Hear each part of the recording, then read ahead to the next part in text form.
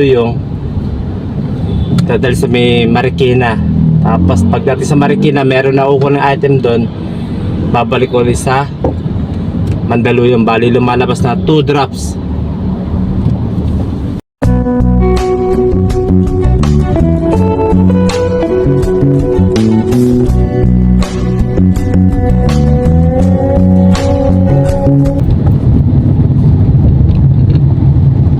Time check 8:46 ng umaga.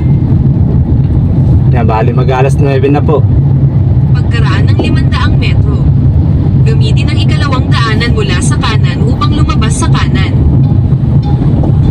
Bali bumiyahe po ako ngayong araw na to sa Transportify.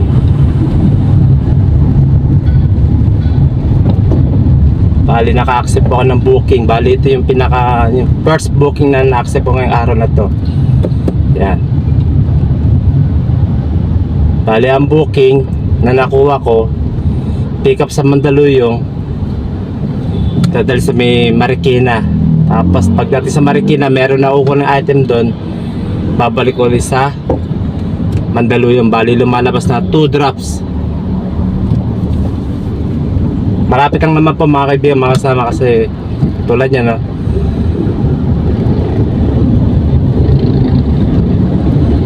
Remaining time 19 minutes bago tayo makarating sa drop-off kay customer. At ang layo mga kaibigan, 6.3 km.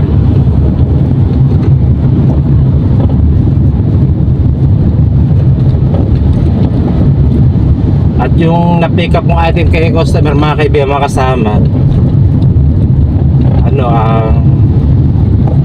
Lumabas sa kanan sa EDSA, North Service Road. bali isang monitor, personal computer, isang monitor lang po.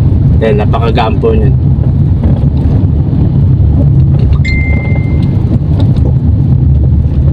Bali pagkabigay ko kay customer na itong monitor ito, itong unit na to, Pagkaraan ng 300 metro, manatili sa kanan. may kukunin din ako sa kanila na may kukunin din ako kay customer na monitor na kumbaga swap. Yes, saka ako babalik sa Mandaluyong sa may customer.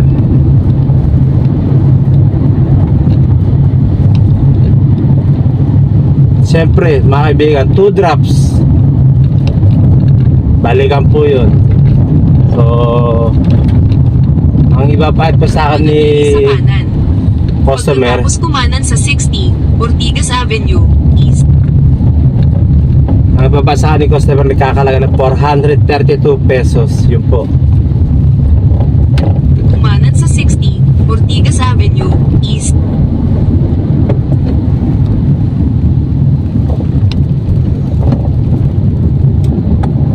Pagkaraan ng 1.6 km. May konti, pag stop tayo, papakita ko sa inyo yung Ortigas Avenue, East. yung monitor na i-deliver ko kay customer, kasi nasa likuran ko lang naman po eh.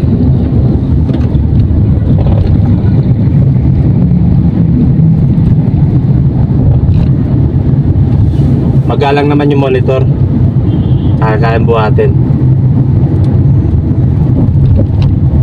Holiday po ngayon, so walang pasok mga opisina. Yung iba wala naman po gagawin, kaya naisip ko rin pong bumiyahe dito sa Transportify. Siyempre makaisa, 2 o 3 booking man lang ako maghapon o ano, pwede na, makakuha pang gas man lang, pang dagdag allowance.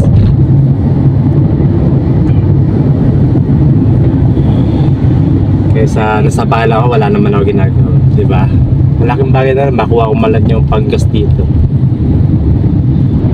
Ayan, ito, nasa stop take na tayo ng Ortigas. So pakita ko sa inyo yung monitor, ha. Ayan po, yun po yung monitor. Yung nakita ko ninyo, yung nakatapa na yan, isang piraso lang po yan. Kita ko ninyo.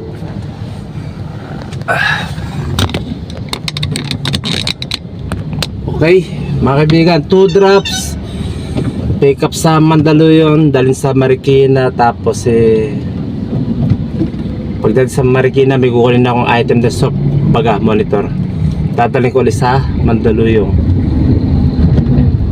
Yung ibabayad sa akin 432 pesos.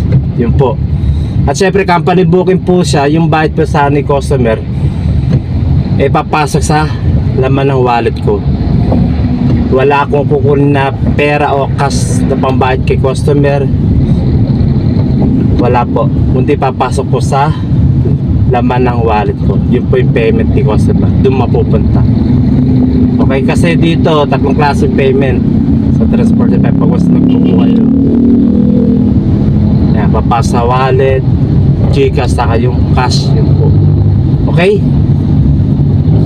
Yun lang po mga kaibigan, na-update ko po kayo sa biyahe ko. Tsaga-tsaga lang po. Yun lang po masasabi ko sa pagbiyahe dito sa Transportify. At sigurado naman po nakikita po tayo rito.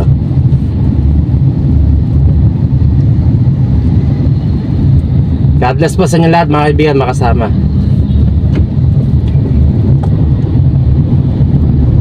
Siyempre, ingat sa biyahe, di ba?